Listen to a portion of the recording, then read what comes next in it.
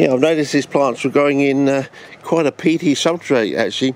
It's the leftovers from the ground up casuarina that used to be there, if you've seen in previous videos sort of thing.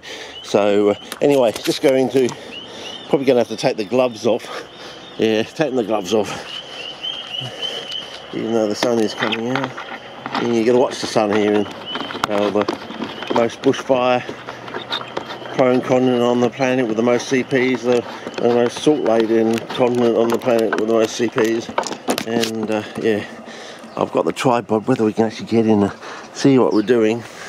We can get in a little bit further. Can we do that without knocking the tripod? So far, I have to look through the, I have to take my hat off, I think. Up a little bit further. It's not the best, but we'll give it a go.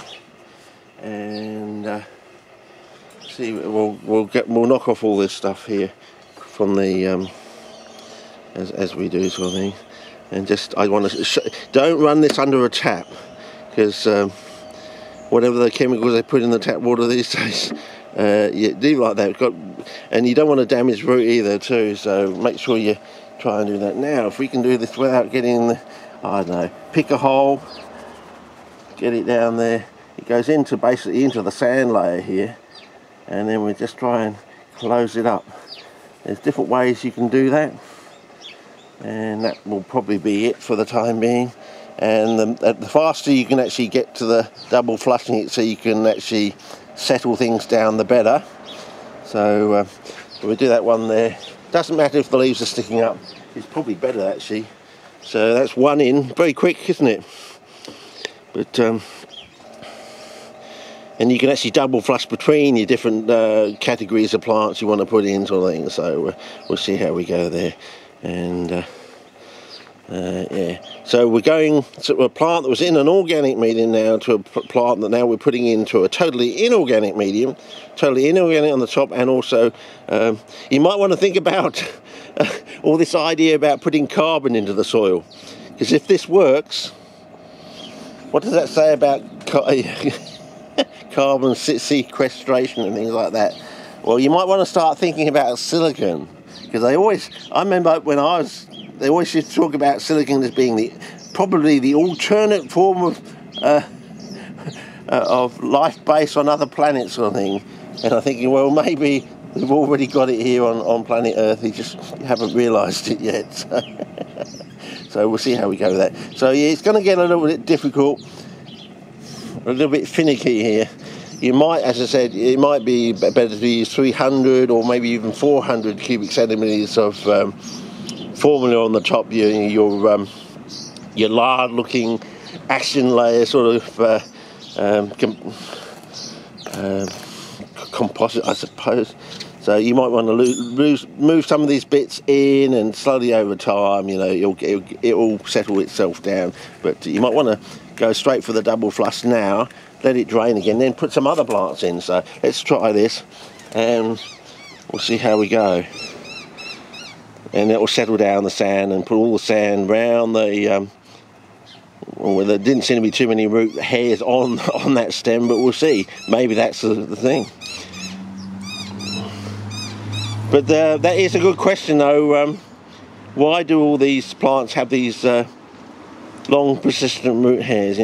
Plants like peas and beans and things like that, are we at the crossroads of a major universal discovery sort of thing, where this sort of system could grow all sorts of long persistent root haired plants? Now that's getting a bit, I don't know if you can hear that, but the reason it's flowing too fast is it's going down between the plant, and also you've got these holes in there you need to fill up. That basically what it's saying is we don't have enough on top, basically. So that is flowing too fast. It should actually be dripping, and eventually it will get to drip, but I reckon 300 cubic centimetres would stop that problem. But this one is not so much. Let's put this one on here, if we've got enough water in the watering can, and you should see that the drippage is different with this one because it's already settled down, sort of thing.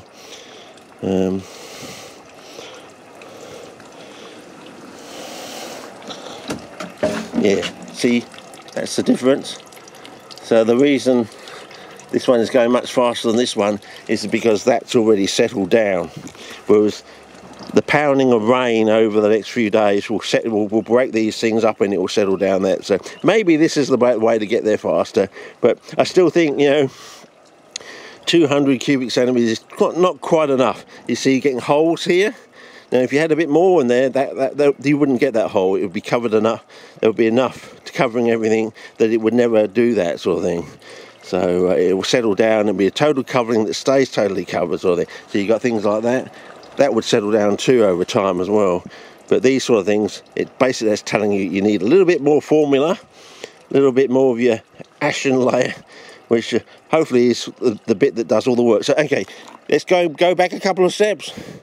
Our working hypothesis in theory is this so-called ashen layer substitute is actually produced by the highly lignified brown woods in the in your organic horizon, basically. So your pine needles, your bark chips and things like that. So if you want to go into your New Eden sort of thing, you can either go to fine bark chips or milled bark chips sort of thing, and do a double flush on them on a landscape sort of scale, or you could probably replace them hopefully with this, which I think where we're heading. So we got I don't know, pine chips are quite cheap, so you know, which is cheaper, and do you want the effort of making this, or do you just want to get some cheap pine chips and do it that way? I mean, it's up to you.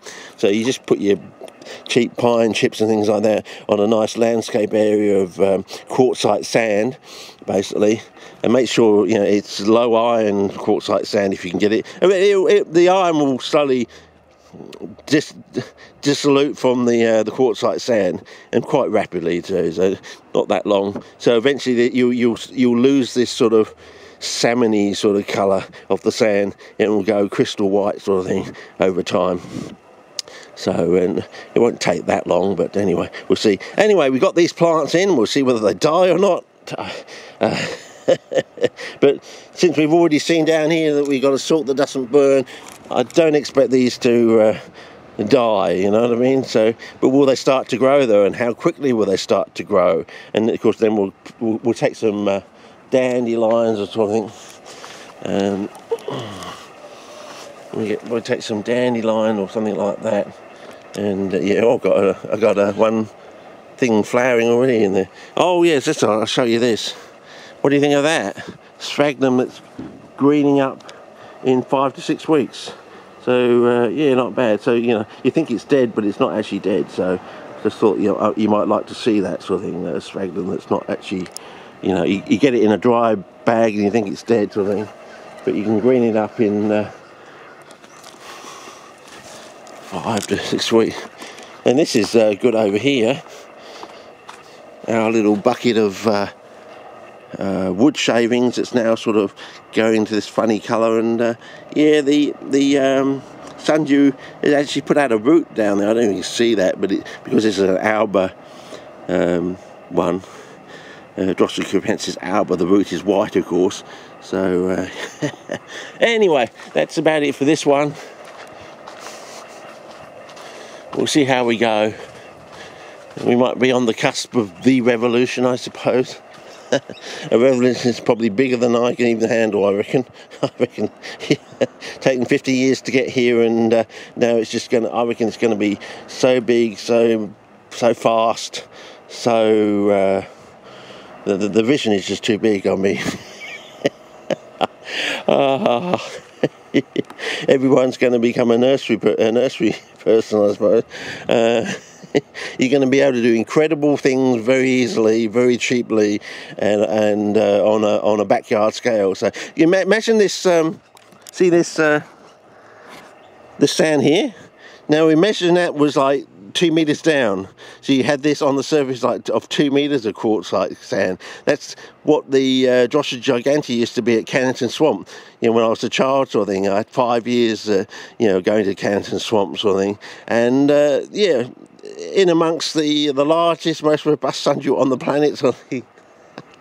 None of this granite apron bullshit, they say. The reason they had the granite apron bullshit is so they can just dig up the tubes with a little spoon sort of thing, and they dig up these little small little fry tubies sort of thing that they'll sell you for about $20. Whereas really, if they spent, 3 hours with a bobcat or something, they could dig down like 2 meters and get a hand size. Yeah, they are. The Joshua gigantea, the true wild ones on these deep sand are hand size. It's been written about in the books like Bulbous, Cormous, Tubous Plants, and there's even some black and white photographs in there of them actually digging down. And I think he said it took him 3 hours to get down there. I tried in the second year at Kansas Swamp to see a tuber, and I got down as a 10-year-old child to my armpit, and I was nowhere near.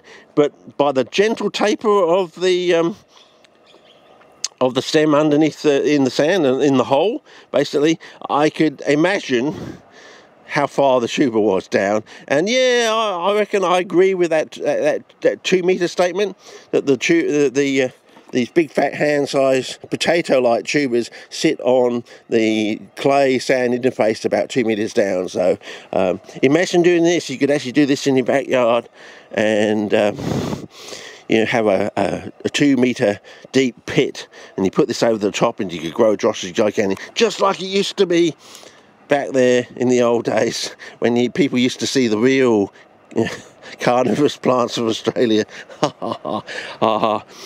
So much has changed. And look up pictures of old Perth and things like that. I mean, my old shopping centre is on that, pictures of old Perth, and there's a photograph of it taken before I was there actually. So it was taken like I gauged from the photograph it was probably taken 5 years before I knew the shopping centre. So I sort of calculated how I used to go like to the shopping centre with my mum with shopping and things like that, at least once a week to do the weekly shop, which were like $20 to $25 to do the weekly shop back then in the early 1970s.